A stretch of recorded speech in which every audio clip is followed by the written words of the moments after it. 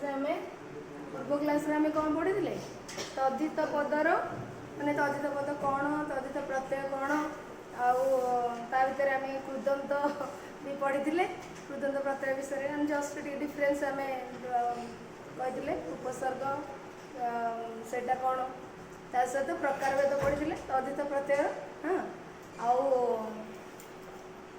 तद्धित पद प्रकार भेद में आम पढ़ी संस्कृत तद्धित प्रत्यय को व्यवहार करी केमती भाव में आम नूतन शब्द व्यवहार गढ़ा विभिन्न अर्थ माने गोटे प्रत्यय को केमती विभिन्न अर्थ आम व्यवहार करवा एवं विभिन्न अर्थ बोधक शब्द गठन करवा एवं आम आज पढ़ा द्वितीय प्रकार तद्धित प्रत्यय जोटा कि ओडिया तद्धित प्रत्यय।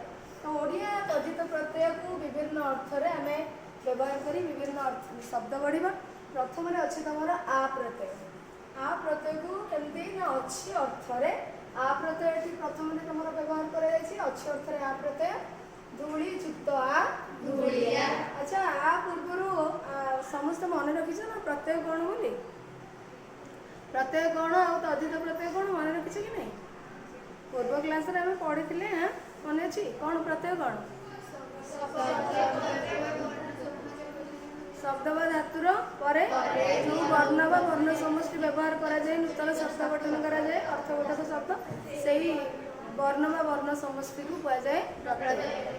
आउ तद्धित प्रत्यय ताले कौन शब्द परे जदि प्रत्यय आम व्यवहार करुचे युक्त करके नुआ शब्द पढ़ुचे से प्रत्यय को कहवा तद्धित प्रत्यय आ से शब्द को कहवा तद्धितांत शब्द व पद व तद्धित पद आम कह से तद्धित पद तद्धित प्रत्यय आम बर्तमान ओडिया तद्धित प्रत्यय पढ़ा और ओडिया तद्धित प्रत्यय व्यवहार पढ़ा। तो ये प्रथम नंबर तुम अच्छी अर्थ आ प्रत्यय धूली युक्त आ धूलिया अर्थात धूली जो अच्छी बुझिपार तार अस्तित्व मान स्थिति अच्छी एक्जिस्टेंस अच्छी तो अच्छी अर्थ आ प्रत्यय लगे धूली रे आ लगे धूलिया दाढ़ी रे आ लगे दाढ़िया कुहुड़ी युक्त आ कुहुड़िया पेट युक्त आ पेटा। तो ये भाव में आम आ प्रत्यय यूज करके व्यवहार करके नूतन शब्द गठन कर। द्वितीय नंबर अच्छे तुम से आ प्रत्यय आम दक्षता अर्थ व्यवहार कर कि बुझीपार ना जो कष्ट कि आसो मुझे तार अर्थ कह तो दक्षता अर्थ आ प्रत्यय महुरी युक्त आ महुरिया काहाली युक्त आ काहालिया माने जी दक्ष महुरी बजेबारे काहाली बजेबारे आम काहालिया मोर बाहाघर सब ना काहालिया काहाली बजई दे एमती गोटे गीत अच्छे ना तो से महुरिया काहालिया बजेबार से बाजा को बजेबार दक्षता जार अच्छी ताको आम कहवा दक्षता अर्थ आ प्रत्यय लगी स अर्थ आ प्रत्यय सरु युक्त आ सरुआ सरु जहाँ सरुआ से एग्जाम्पल क्या आम क्लास रे बहुत पिला अच्छा पुओ झी अच्छा निज तुम इमेजिन कर तो सरु युक्त आ सरुआ नाली युक्त आ नालिया टांगर युक्त आ टांगरा तापर गोली युक्त आ गोलिया माने गोली पानी आम कहे गोलिया पानी भी कहे टांगर को भी कहे टांगर भी कहे बुझीपार तो सो एवं तुल्य अर्थ आ प्रत्यय लगे माने तुल्य माने तुलना करवा आम समान से भाया जमी आम पितृतुल्य पितृ सामान सेमती एटा तुल्य अर्थ प्रजापति युक्त आ प्रजापतिया बरकोली युक्त आ बरकोलिया गेरु युक्त आ गेरुआ गध युक्त आ गधा। तो ये भाव में आम आ प्रत्यय व्यवहार कल बरकोलिया टोपा गुड़ाक आम कहनी मेघ माड़ी आसा बरकोलिया टोपा गुड़ाक पड़ा वर्षा टोपा गुड़ा बुझे बड़ बड़ टोपा तो आम से वर्षा टोपा को तुलना कले क्या सहित तुल्य बरकोली सहित तुलना करें बुझीपार प्रजापतिया छिट लुगाटे पिंधि आसला भाई लगुच झील तो प्रजापतिया माने प्रजापति सहित सामान कराई से जो लुगार जहाँ प्रिंट कर तुलना करागला तुल्य बुझीपार अनादर अर्थ आ प्रत्यय अनादर अर्थ संबोधन अर्थ आ माने आ प्रत्यय तुम व्यवहार कर यहाँ जमीक गोविंद तो ना गोविंद इे आसलु टे माने संबोधन अर्थ अनादर माने अनादर अर्थ माने आदर करवा नुह ମାନେ ଯାଇକି କ'ଣ ତୁମେ ସେଇଟା କହିପାରିବ କି ଯେମିତିକି ଆଳଙ୍କାରିକ ଅର୍ଥ ନ ଇଏ କରିକିରି ଶବ୍ଦ ବ୍ୟବହାର ନ କରିକିରି ତାର ନାଁଟା ତ ସେଥିରେ ଟିକେ ଆମେ ଯୋଡ଼ିଦେବା ଆଉ ହଁ ତ ଏଠି ହେଉଛି ଅନାଦର ଅର୍ଥରେ ବା ସମ୍ବୋଧନ ଅର୍ଥରେ ଗୋବିନ୍ଦ ଯୁକ୍ତ ଗୋବିନ୍ଦା, ଯଦୁ ଯୁକ୍ତ ଯଦୁଆ, ହରି ଯୁକ୍ତ ହରିଆ, ବାସୁ ଯୁକ୍ତ ବାସୁଆ। ତା ନା ବାସୁ ହେଇଥିବ ତମ ସାଙ୍ଗେ ଯାହାର ବାସୁ ଆସିଲା ବେଳେ ଏମିତି ସବୁ କହନ୍ତି ନା, ବୁଝିପାରୁଛ? ତ ଏଇଟା ଆଉ ତାପରେ କର୍ମ ଅର୍ଥରେ ଆ ପ୍ରତ୍ୟୟ କର୍ମ ମାନେ ଯେଉଁ କାମ ତମେ କରୁଥିବ ସେ ଅର୍ଥରେ। ବେଠି ଯୁକ୍ତ ବେଠିଆ, ବେଠିର ଅର୍ଥ କ'ଣ? ବିନା ପାରିଶ୍ରମିକରେ ଖଟିବା ମାନେ କାର୍ଯ୍ୟ କରି, ବୁଝିପାରୁଛ? ତାଙ୍କୁ କୁହନ୍ତି ବେଠି ଖଟିବା। ଯେଉଁ ଆମେ ଏମିତି ଇତିହାସରେ ଆମେ ପଢ଼ିଥିଲେ କ୍ରୀତ ଦାସ, ହଁ। ତ ବିନା ପାରିଶ୍ରମିକରେ ବିନା ମଜୁରୀରେ ମାନେ ମୂଲ୍ୟରେ ଯେତେବେଳେ ଜଣେ ଆଉ ଜଣଙ୍କର କାର୍ଯ୍ୟ କରୁଛନ୍ତି ତାଙ୍କୁ କହିବା ବେଠି। ତ ସେଇଥିରେ ଆ ଲଗେଇଦେଲେ ବେଠିଆ। କୋଠି କୋଠିଆ, କୋଠିର ଅର୍ଥ କ'ଣ? କୋଠିଆର ଅର୍ଥ କ'ଣ? କୋଠିର ଅର୍ଥ କ'ଣ ଜାଣିଛ? ମେଳି ଯୁକ୍ତ ମେଳିଆ, ମେଳିର ଅର୍ଥ କ'ଣ? ଗୋଷ୍ଠୀ। ତ ମେଳିଆ ମାନେ ଲୋକଙ୍କୁ ଗୋଷ୍ଠୀ କରିବା, ବୁଝିପାରୁଛ ତାର କାର୍ଯ୍ୟ। କିନ୍ତୁ ମେଳିଆର ଆଉ ଗୋଟେ କ'ଣ? ମେଳି ଷଡ଼ଯନ୍ତ୍ରକାରୀଙ୍କୁ ମେଳିଆ କୁହାଯାଏ। ସେ ଲୋକଙ୍କୁ ମେଳି କରିଲାଣି ମାନେ ଏଇଟା ଭଲ ଅର୍ଥରେ କୁହାଯାଏ ନାହିଁ, ବୁଝିପାରୁଛ? ଷଡ଼ଯନ୍ତ୍ରକାରୀ ଯେମିତିକି ତମେ କିଛି ଗୋଟେ ଅନିଷ୍ଟ କରିବା ପାଇଁ ଯେତେବେଳେ ଲୋକମାନଙ୍କୁ ଏକାଠି କରାଯାଏ, ସେ ଯିଏ କରୁଥିବ ତାକୁ ସେ ଗୋଟେ ମେଳିଆଟେ ଲୋକମାନଙ୍କୁ ସାଙ୍ଗେ ସାଙ୍ଗେ ମେଳେଇ ଦେବ, ବୁଝିପାରୁଛ? ଏ ମାନେ ଆମେ ନର୍ମାଲ କଥାରେ ଯେତେବେଳେ କହିଥାଉ। କୋଠିର ଅର୍ଥ କ'ଣ? କୋଠି ହେଉଛି ମାନେ ଯେଉଁ ତମର ଯେଉଁଟା ଆମର ଧାନ ସମ୍ପତ୍ତି ସବୁ ରଖାଯାଏ, ଧାନ ଚାଉଳ ସବୁ କୋଠି, ବୁଝିପାରୁଛ? ଷ୍ଟୋର ରୁମ୍, ହଁ ଇଂଲିଶରେ ଷ୍ଟୋର ରୁମ୍, କିନ୍ତୁ ଆମର ସେଇଟା ଓଡ଼ିଆରେ କୋଠି ଖମାର କୁହନ୍ତି, ଖମାର, ବୁଝିପାରୁଛ? ଖମାର। ତ କୋଠିଆ କର୍ମାର୍ଥରେ ଯିଏ କୋଠିର ରକ୍ଷା କରେ, ଖମାର ରକ୍ଷା, ବୁଝିପାରୁଛ? କୋଠିଆ। ତାପରେ ହେଲା କ୍ଷୁଦ୍ର ଅର୍ଥରେ ଆ, ଥାଳି ଯୁକ୍ତ ଥାଳିଆ। ଥାଳି ଟିକେ ବଡ଼, ତାର ସେଇ ଷ୍ଟାଇଲର ଟିକେ ଛୋଟ ସାଇଜ୍ର ହେଲେ ଆମେ ତାକୁ କହିବା ଥାଳିଆ। ତମର ଯୋଉଠି ଚଟକି କହୁଛନ୍ତି ନା କ'ଣ? ଚଟକି। ଥାଳି ହେଉଛି ବଡ଼, ଆରେ ଥାଳିଟା ହେଉଛି ବଡ଼, ଥାଳିଆ ହେଲେ ତାଟା ଛୋଟ। ତମେ ଯୋଉଟା ଚଟକି କହୁଛ କି ଚଟକି କହୁଛ? ତମର ଚଟକି ତମର ଓଲଟା କହୁଛ? ନାଇଁ ଥାଳିଆଟା ହେଉଛି ଛୋଟ, ଥାଳି ହେଉଛି ବଡ଼। ରସ ଯେଉଁ ସିଲଭର ଥାଳିଆ ନୁହଁ, ସିଲଭର ଥାଳି ସେଇଟା। ଆମେ ଯେଉଁଟା ପୂଜା ପାଇଁ ଯେଉଁ ଆଣିଛେ ବଡ଼ ଥାଳି, ସେଇଟା ଥାଳିଆ ନୁହଁ, ଥାଳି, ବୁଝିପାରୁଛ? ଖାଇବା ପାଇଁ ଛୋଟ ଛୋଟ ସେଇଟାକୁ ଥାଳି। କିନ୍ତୁ ତାଠୁ ହେଉଛି ପୁରା ତରକାରୀ ପତ୍ର ଯେଉଁ ଭଜା ତରକାରୀ ଖାଇବା, ହଁ ସେଇଟା ହେଉଛି ଗିନା। ତ କୋରଡ଼ିଆଟା ଯେଉଁଟା ମାନେ ଡାଲି ତରକାରୀ ଖାଏ, ଯେଉଁଟା ଆମେ ପ୍ଲେନ୍ ଥିବ ଫ୍ଲାଟେନ୍ ଚଟକି ଫ୍ଲାଟେନ୍ଟି ଥିବ ସେଇଟା ହେଉଛି ଥାଳି। Okay fine. ତ ଏବେ ଦେଖିବା, ଦେଖ ତମର ଆ ପ୍ରତ୍ୟୟ ପଢ଼ିଲା ତାର 7 ପ୍ରକାରରେ ଆମେ ପଢ଼ିଲେ। ଏବେ ଆଳ ପ୍ରତ୍ୟୟ ପଢ଼ିବା। ବିଭିନ୍ନ ଅର୍ଥରେ ଆଳ ପ୍ରତ୍ୟୟ ଅଛି। ଅର୍ଥରେ ଆଳ ପ୍ରତ୍ୟୟ ଗଣ୍ଠି ଯୁକ୍ତ ଆଳ, ଗଣ୍ଠି ଆଳ। ଗଣ୍ଠି ଆଳ ମାନେ ଯେଉଁଠି ଗଣ୍ଠି ଥିବ ତାକୁ କହିବା ଅଛି ଅର୍ଥରେ ଗଣ୍ଠି ଆଳ। ଗଣ୍ଠି ଗଣ୍ଠିଆ ଆମେ ବି ପଢ଼ିଥିଲେ, ଗଣ୍ଠି ମାନେ ଗଣ୍ଠି ଗଣ୍ଠିଆ, ଗଣ୍ଠି ଯୁକ୍ତ ଗଣ୍ଠିଆ ଏମିତି ପଢ଼ିଥିଲେ।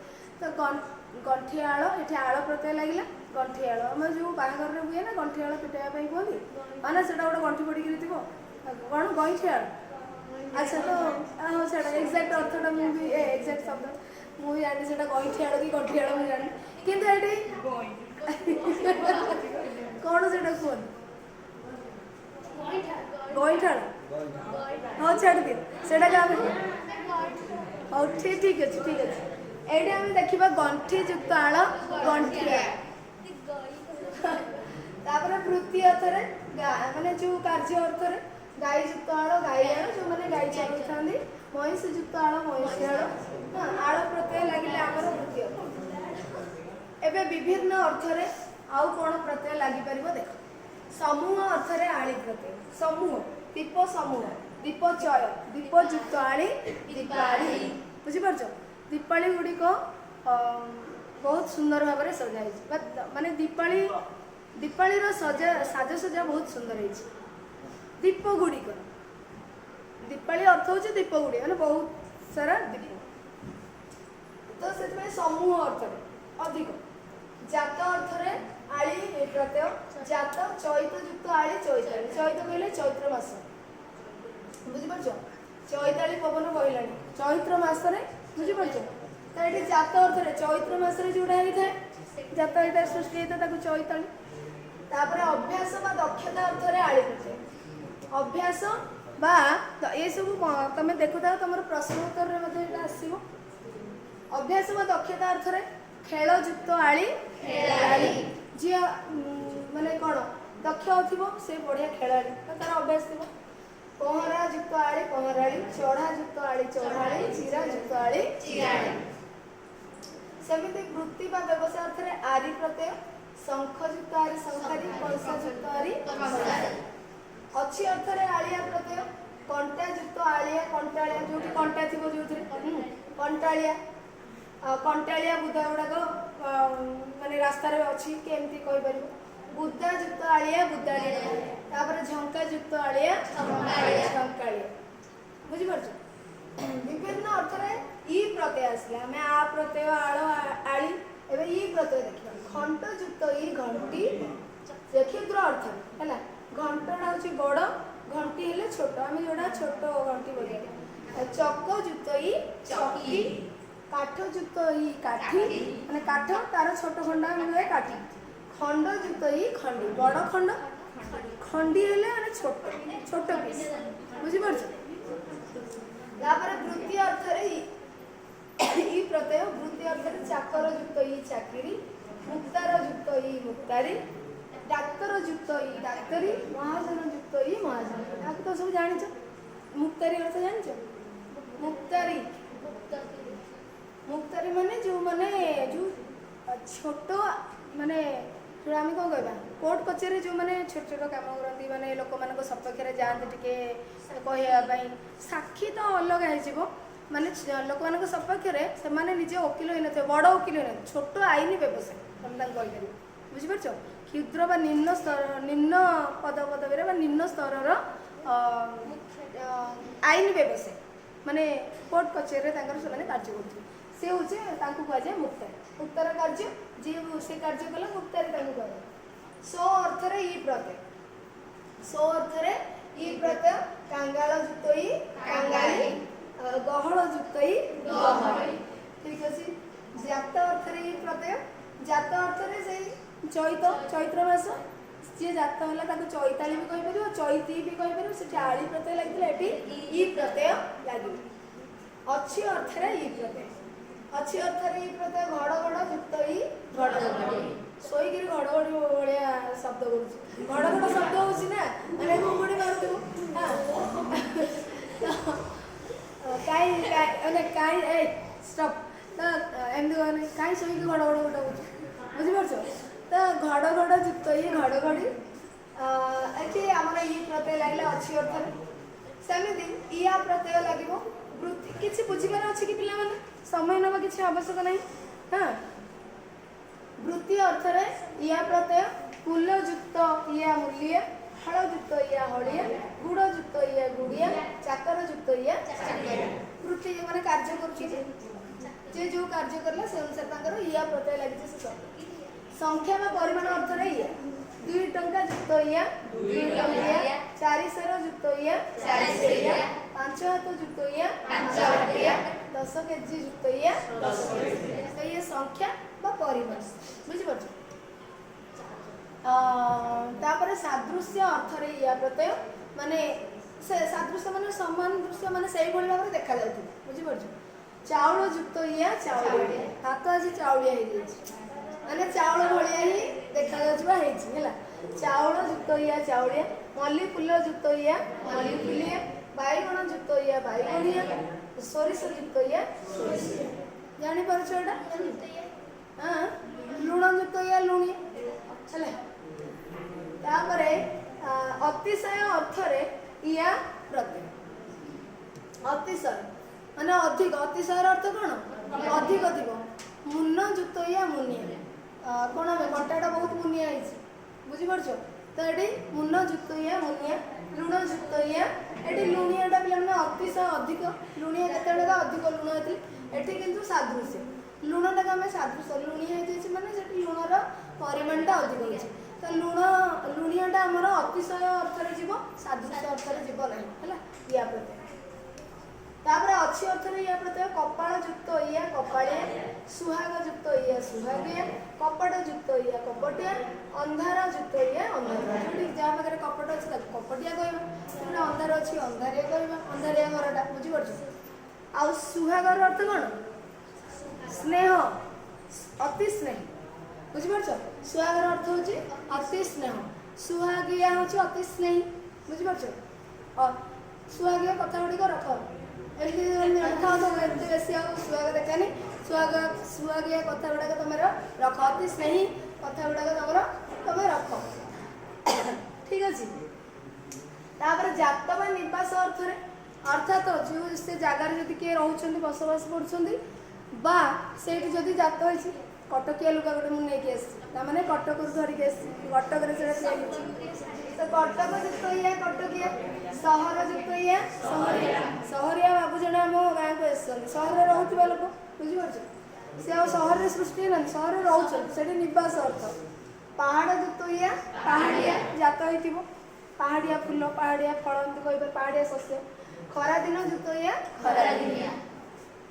ସୋ ଅର୍ଥରେ ଇୟା ପ୍ରତ୍ୟୟ କଣ ଯୁକ୍ତ ଇୟା କଅଳିଆ, ବହଳ ଯୁକ୍ତ ଇୟା ବହଳିଆ, ମଧୁର ଯୁକ୍ତ ଇୟା ମଧୁରିଆ। ମାନେ ସୋ ଅର୍ଥରେ ମାନେ ସେଇ ସେମ୍ ଜିନିଷକୁ ଆମେ ବହଳ କହିପାରିବା, ବହଳିଆ କହିପାରିବା। ବିଭିନ୍ନ ଅର୍ଥରେ ଇ ପ୍ରତ୍ୟୟ, ଏଠି ଦୀର୍ଘ ଇ ଆସିଲା। ବୃତ୍ତି ଅର୍ଥରେ ଇ ପ୍ରତ୍ୟୟ ତନ୍ତ ଯୁକ୍ତ ଇ ତନ୍ତି, ଦୋକାନ ଯୁକ୍ତ ଇ ଦୋକାନୀ। ଜାତ ଅର୍ଥରେ ଇ ପ୍ରତ୍ୟୟ ପରଦେଶ ଯୁକ୍ତ ଇ ପରଦେଶୀ, ଉଆଁସ ଯୁକ୍ତ ଇ ଉଆଁସୀ। ଉଆଁସର ଅର୍ଥ କ'ଣ? ଅମାବାସ୍ୟା। ଉଆଁସର ଅର୍ଥ ଅମାବାସ୍ୟା, ଯିଏ ଅମାବାସ୍ୟାରେ ଜନ୍ମ ହୋଇଥାନ୍ତି, ଯେଉଁ ପୁଅ ବା ଝିଅ ହୁଅନ୍ତୁ ତାଙ୍କୁ ଉଆଁସୀ କହନ୍ତି। ଉଆଁସୀ ଉଆଁସୀ କନ୍ୟା ଠିକ ଅଛି। ତ ଏଇଟା ଆମର ଜାତ ଅର୍ଥରେ ହେଲା। ଅଛି ଅର୍ଥରେ ଦୀର୍ଘ ଇ ପ୍ରତ୍ୟୟ ଅଭାବ ଯୁକ୍ତ ଇ ଅଭାବୀ, ଭୋକ ଯୁକ୍ତ ଇ ଭୋକି, ଦାଗ ଯୁକ୍ତ ଇ ଦାଗୀ, ଶୋଷ ଯୁକ୍ତ ଇ ଶୋଷୀ। ଏଠି ଅଛି ଅଭାବ, ଯୋଉଠି ଅଛି ତାକୁ ଆମେ ଯେଉଁ ଯାହା ପାଖରେ ଅଛି ଅଭାବୀ, ଅଭାବୀ ମଣିଷଟା ସେ କ'ଣ ବା ଦେଇପାରିବ ଆମକୁ, ଏମିତି ଯେଉଁ ବୁଝିପାରୁଛ ତ ଅଭାବୀ। ଭୋକ ଯାହା ପାଖରେ ଅଛି ଭୋକି। ସମ୍ବନ୍ଧ ଅର୍ଥରେ ଇ ପ୍ରତ୍ୟୟ କଟକ ସହିତ ସମନ୍ୱୟର କଟକୀ। ହଁ ତାପରେ ବନାରସ, ବନାରସ ଯୁକ୍ତ ଇ ହେଲା ବନାରସ। ବିଭିନ୍ନ ଅର୍ଥରେ ଉଆ ପ୍ରତ୍ୟୟ ଅଛି ଅର୍ଥରେ ଉଆ ପ୍ରତ୍ୟୟ ନିଶ ଯୁକ୍ତ ଉଆ ନିଶୁଆ, ବଳ ଯୁକ୍ତ ଉଆ ବଳୁଆ, ପାଠ ଯୁକ୍ତ ଉଆ ପାଠୁଆ, ଦାଢ଼ ଯୁକ୍ତ ଉଆ ଦାଢ଼ୁଆ। ଅଭ୍ୟାସ ଅର୍ଥରେ ଉଆ ପ୍ରତ୍ୟୟ, ଯିଏ ମିଛ କହିବାର ଅଭ୍ୟାସ ତାକୁ ଆମେ କ'ଣ କହିବା? ମିଛୁଆ। ତ ମିଛ ଯୁକ୍ତ ଉଆ ମିଛୁଆ, ଗାଲ ଯୁକ୍ତ ଉଆ ଗାଲୁଆ, ଖଚ ଯୁକ୍ତ ଉଆ ଖଚୁଆ, ମାଡ଼ ଯୁକ୍ତ ଉଆ ମାଡ଼ୁଆ। ତ ଏଠି ଖଚ ମାନେ କ'ଣ? ମିଛ କହିବା ବୁଝିପାରୁଛ। ଯିଏ ମିଛ କହିଥାଏ ତାକୁ ମିଛୁଆ ଖଚୁଆ କୁହାଯାଏ, ମାନେ ଅନ୍ୟ ପର ନିନ୍ଦା ଯିଏ କରିଥାଏ ତାକୁ ଖଚୁଆ କୁହାଯାଏ। ବୃତ୍ତି ଅର୍ଥରେ ଉଆ ପ୍ରତ୍ୟୟ ନାଟ ଯୁକ୍ତ ଉଆ ନାଟୁଆ, ହାଟ ଯୁକ୍ତ ଉଆ ହାଟୁଆ, ସାପ ଯୁକ୍ତ ଉଆ ସାପୁଆ, ଭାର ଯୁକ୍ତ ଉଆ ଭାରୁଆ ହେଲା। ତୁଲ୍ୟ ଅର୍ଥରେ ଉଆ ପ୍ରତ୍ୟୟ ଶାଗ ଯୁକ୍ତ ଉଆ ଶାଗୁଆ, କାଠ ଯୁକ୍ତ ଉଆ କାଠୁଆ, ଚାନ୍ଦ ଯୁକ୍ତ ଉଆ ଚାନ୍ଦୁଆ, ବାଘ ଯୁକ୍ତ ଉଆ ବାଘୁଆ। ତ ଏଠି ଆମେ ତୁଳନା କରୁଛୁ। ହଁ ବାଘୁଆ ନିଶକୁ ମୋଡ଼ି ମୋଡ଼ି ଲୋକଟି ସେଆଡ଼ୁ ଆସୁଛି, ମାନେ ନିଶକୁ ତାର ବାଘ ଇଏ ସହିତ ତୁଳନା କରାଗଲା ତୁଲ୍ୟ ଅର୍ଥରେ ବୁଝିପାରୁଛୁ। ଠିକ ଅଛି। ଜାତ ଅର୍ଥରେ ଉଆ ପ୍ରତ୍ୟୟ ବାଣ ଯୁକ୍ତ ଉଆ ବାଣୁଆ, ଆଷାଢ଼ ଯୁକ୍ତ ଉଆ ଆଷାଢ଼ୁଆ।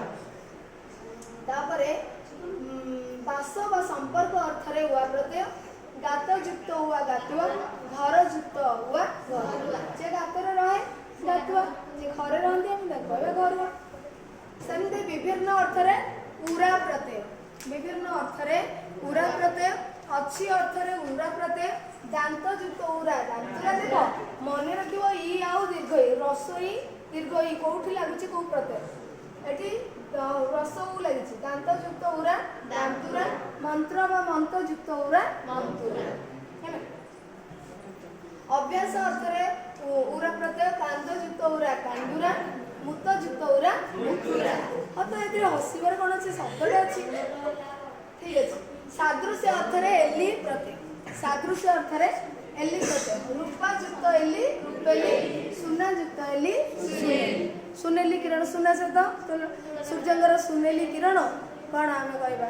ଗବାକ୍ଷକୁ ଭେଦ କରି କୋଠରୀ ଭିତରେ ପ୍ରବେଶ କରୁଛି। ତ ବୁଝିପାରୁଛ? ଏମିତି ତମେ ଲେଖିପାରିବ। ଯଦି ତମକୁ ସୁନେଲିକୁ କ'ଣ ବାକ୍ୟ ଅଢନ କରିବାକୁ କହିବ, ଲେଖିପାରିବ ସୁନେଲି ସୁନେଲି କରେ। ତ ମୋ ସାରାଙ୍କର ଫିଲ୍ମ କାର୍ଡ ପଳେଇବ କି ଯାଅନି ସିଆଡ଼େ। ଠିକ୍ ଅଛି। ତାପରେ 40 ନମ୍ବର ପିଲାମାନେ ଦେଖ, ସମ୍ବନ୍ଧ ଅର୍ଥରେ କୋଉ ପ୍ରତ୍ୟୟ ରାଜେନ୍ଦ୍ର? ସମ୍ବନ୍ଧ ଅର୍ଥରେ କୋଉ ପ୍ରତ୍ୟୟ? ସମ୍ବନ୍ଧ ଅର୍ଥରେ କା ବା କାର ପ୍ରତ୍ୟୟ। ଆଜି ଯୁକ୍ତ କା, କାର ବା ଆଜିକା ବା ଆଜିକାର। ଆଜି ଯୁକ୍ତ କା ହେଲେ ଆଜିକା, ଆଜି ଯୁକ୍ତ କାର ହେଲେ ଆଜିକା। ଆଜିକା ପିଲାମାନେ ଆଜିକାର ପିଲାମାନେ ଏମିତି କହୁଛୁ। କାଲି ଯୁକ୍ତ କା କାଲିକା, କାଲି ଯୁକ୍ତ କାର କାଲିକା। ସ୍ୱଭାବ ଅର୍ଥରେ କୁଳା। ଡର ଯୁକ୍ତ କୁଳା, ଡର କୁଳା। ହସ ଯୁକ୍ତ କୁଳା, ହସ କୁଳା। ଲାଜ ଯୁକ୍ତ କୁଳା, ଲାଜ କୁଳା। ସ୍ୱଭାବରେ ଡର କୁଳା, ସ୍ୱଭାବରେ ହସ କୁଳା। ଏମିତି ଆଉ। ବ୍ୟବସାୟ ଅର୍ଥରେ ରା ପ୍ରତ୍ୟୟ। ପାନ ଯୁକ୍ତ ରା, ପାନରା। କାଚ ଯୁକ୍ତ ରା, କାଚରା। ପାଟ ଯୁକ୍ତ ରା, ପାଟରା। ଖଡୁ ଯୁକ୍ତ ରା, ଖଡୁରା। ଦେଇପାରେ। ଅଛି ଅର୍ଥରେ ବନ୍ତ ବା ମନ୍ତ ପ୍ରତ୍ୟୟ। ଅଛି ଅର୍ଥରେ ବନ୍ତ ବା ମନ୍ତ ପ୍ରତ୍ୟୟ। ଗୁଣଯୁକ୍ତ, ଯାହା ପାଖରେ ଗୁଣ ଅଛି ଆମେ ତାକୁ କହିବା କ'ଣ? ଗୁଣ। ଗୁଣଯୁକ୍ତ ବନ୍ତ, ଗୁଣବନ୍ତ। ଧନଯୁକ୍ତ ବନ୍ତ, ଧନବନ୍ତ। ବୁଦ୍ଧିଯୁକ୍ତ ମନ୍ତ, ବୁଦ୍ଧିମନ୍ତ। ଶ୍ରୀଯୁକ୍ତ ମନ୍ତ, ଶ୍ରୀମନ୍ତ। ଶ୍ରୀର ଅର୍ଥ କହିଥିଲି, ଶ୍ରୀର ଅର୍ଥ କହିଥିଲି କି ନାହିଁ? ଶ୍ରୀର ଅର୍ଥ କ'ଣ କହିଥିଲି ଲାଷ୍ଟ କ୍ଲାସରେ? ପୂର୍ବ କ୍ଲାସରେ ଆମେ ପୂର୍ବ ଶ୍ରେଣୀରେ ପଢ଼ିଥିଲେ ଶ୍ରୀ। ଶ୍ରୀ ମାନେ ଲକ୍ଷ୍ମୀ। ଲକ୍ଷ୍ମୀଙ୍କର ଆମେ ଲକ୍ଷ୍ମୀକୁ ବି ମାନେ କହୁ ଶ୍ରୀ। ତାପରେ ସ୍ତ୍ରୀର ଅର୍ଥ ଧନ, ସମ୍ପଦ। ସ୍ତ୍ରୀର ଅର୍ଥ ସୌନ୍ଦର୍ଯ୍ୟ। ସ୍ତ୍ରୀର ଅର୍ଥ ସମ୍ମାନ। ବୁଝିପାରୁଛ? ସବୁ ହେଇପାରିବ। ବିୟୁଟି, ଅନର, ପ୍ରସ୍ପରିଟି ହେଲା। ସାଦୃଶ୍ୟ ଅର୍ଥରେ ଚିଆ ପ୍ରତ୍ୟୟ। ସାଦୃଶ୍ୟ ଅର୍ଥରେ ଚିଆ ପ୍ରତ୍ୟୟ। ତରକାରୀଟା ପାଣି ଚିଆ ଲାଗୁଛି ମାନେ ପାଣି ବଢ଼ୁ। ସାଦୃଶ୍ୟ ପାଣି ଯୁକ୍ତ ଚିଆ, ପାଣି ଚିଆ। ମାଇ ଯୁକ୍ତ ଚିଆ, ମାଇ ଚିଆ। ଠିକ୍ ଅଛି। କାହିଁ ସେମିତି ହଉଛ? ତାପରେ ଭାବ ଅର୍ଥରେ ପଣ ପ୍ରତ୍ୟୟ। ଭାବ ଅର୍ଥରେ ପଣ ପ୍ରତ୍ୟୟ। ଟାଣ ଯୁକ୍ତ ପଣ, ଟାଣପଣ। ବୀର ଯୁକ୍ତ ପଣ, ବୀରପଣ। ଯିଏ ମନକୁ ଟାଣ କରିଲା, ଟାଣପଣ କରିକି ବୀରପଣ ଦେଖେଇଲା, ଭାବ ଅର୍ଥ। ତାପରେ ବର୍ତ୍ତମାନ ଆମର ଓଡ଼ିଆ ତଦ୍ଧିତ ପ୍ରତ୍ୟୟ ସରି ଯାଇଛି। ତ ଆମର କେତେ ପ୍ରକାର ତଦ୍ଧିତ ପ୍ରତ୍ୟୟ ଥିଲା? 3 ପ୍ରକାର। ପ୍ରଥମେ ସଂସ୍କୃତ ତଦ୍ଧିତ ପ୍ରତ୍ୟୟ, ଏବେ ଓଡ଼ିଆ ତଦ୍ଧିତ ପ୍ରତ୍ୟୟ ଗଲା। ବର୍ତ୍ତମାନ ଆମେ ଦେଖିବା ବୈଦେଶିକ ତଦ୍ଧିତ ପ୍ରତ୍ୟୟ। ଅଧିକରଣ, ପ୍ରଥମେ ହେଉଛି ଅଧିକରଣ ଅର୍ଥରେ ଖାନା ପ୍ରତ୍ୟୟ। ଛାପା ଯୁକ୍ତ ଖାନା, ଛାପାଖାନା।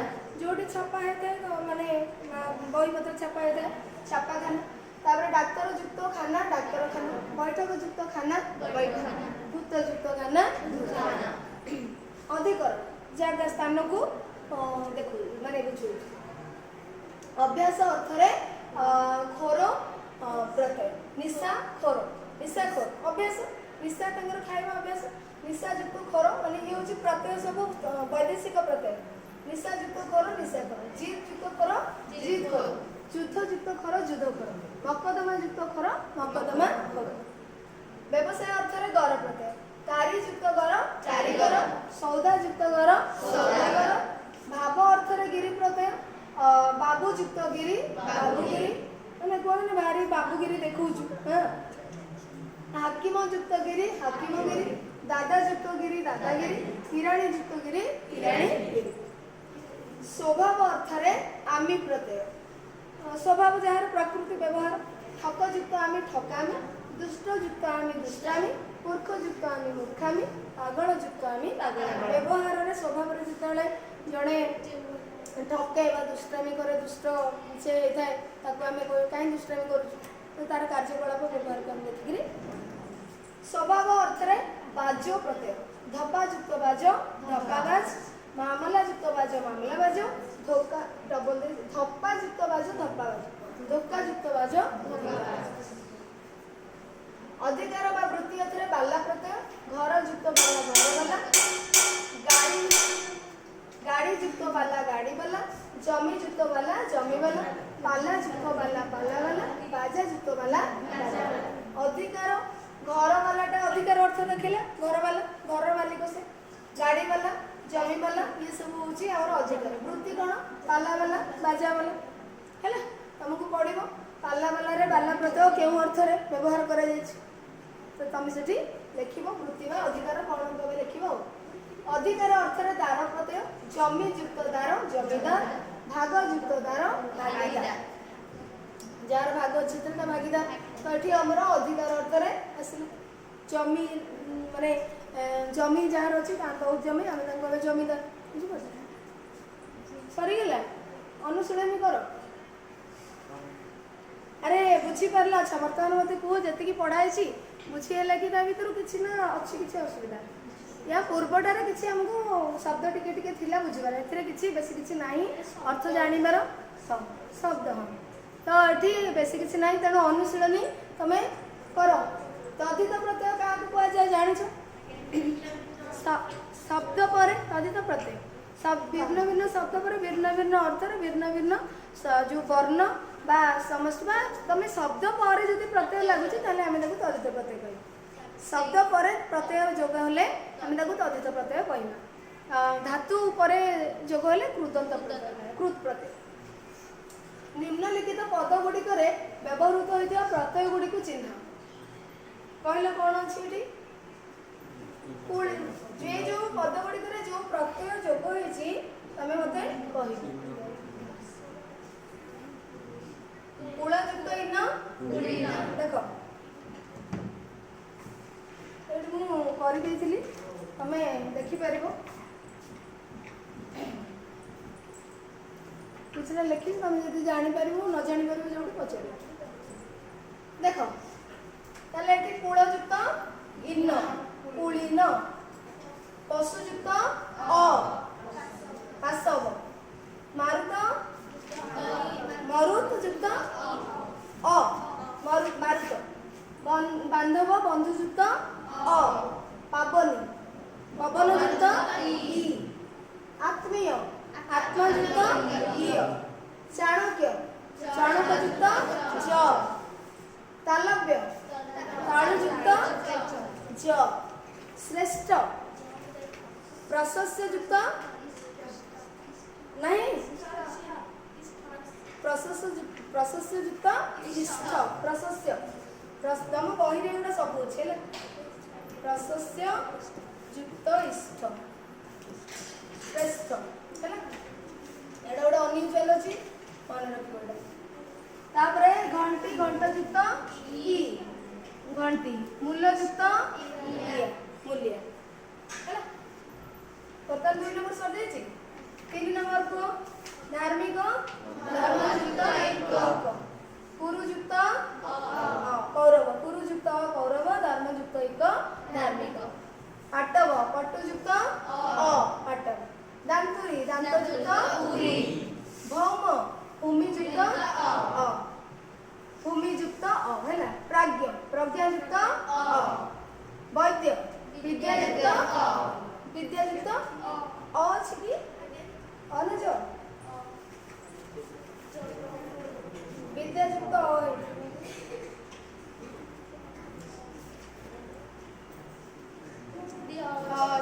अछि ने ठीक अछि विद्या युक्त अ हैला। वैद्य प्रादेशिक प्रदेश युक्त इक, फेनिल फेन युक्त इन, फेनर अर्थ बोले तरंग फेनर अर्थ होछि फेण, फेनिल तरंग माने तरंग जो आस्तो एतर फेण दिबो ना हां तो फेन होछि फेण, फेन युक्त इन हैला फेनिल।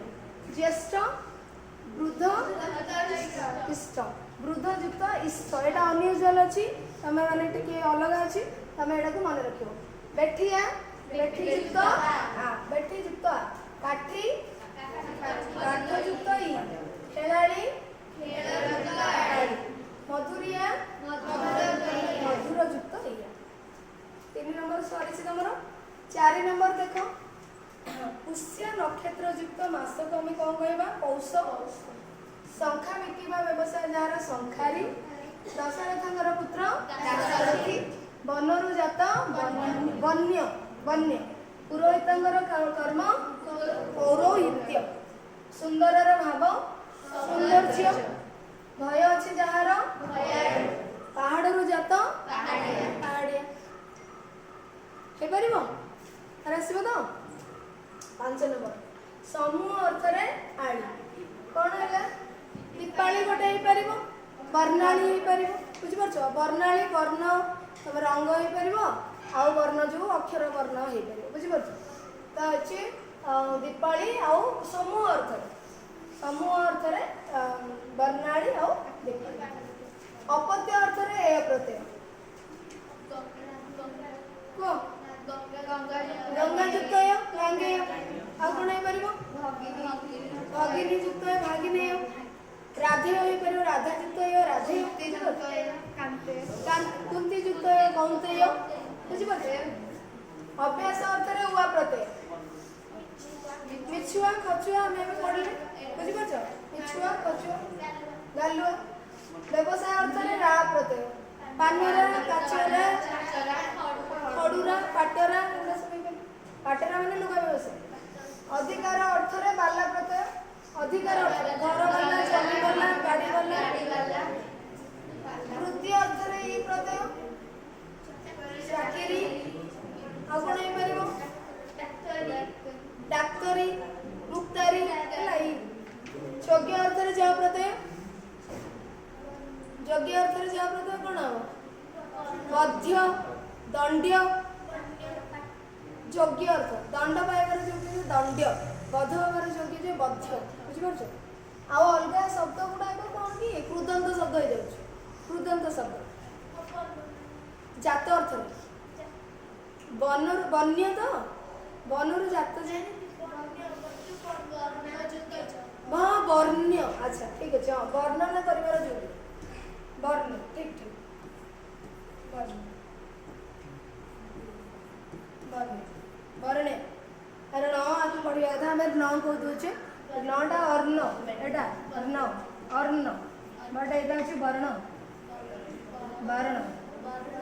ବୁଝିପାରୁଛ? ଆମେ କିନ୍ତୁ ତାକୁ ବର୍ଣ୍ଣ କହିଦେଉଛେ। ସ୍ୱରବର୍ଣ୍ଣ ବ୍ୟଞ୍ଜନ ବର୍ଣ୍ଣ ଅର୍ଣ୍ଣ ବର୍ଣ୍ଣ ହେଲା ବର୍ଣ୍ଣ। ତ ଏଇଟାକୁ ଆମେ ବର୍ଣ୍ଣ ବର୍ଣ୍ଣନା କରିବାର ଯୋଗ୍ୟ ଯିଏ ବର୍ଣ୍ଣ। ତ ତମର ସରିଯାଇଛି ତଦିତ ପଦ ସରିଯାଇଛି। ପ୍ରଶ୍ନମାଳା ବି ସରିଛି। କରିନେବ ସାଙ୍ଗେ ସାଙ୍ଗେ ହେଲା। ଖାତାରେ କରିନେବ। ୟା ପରେ ଆମର ଗୋଟେ ରହିଲା ଆଉ ସମାସକୁ ପଢ଼ିବା ନେକ୍ସଟ କ୍ଲାସରେ ହେଲା। ଆଉ କାହାର କିଛି ଡାଉଟ୍ ଅଛି?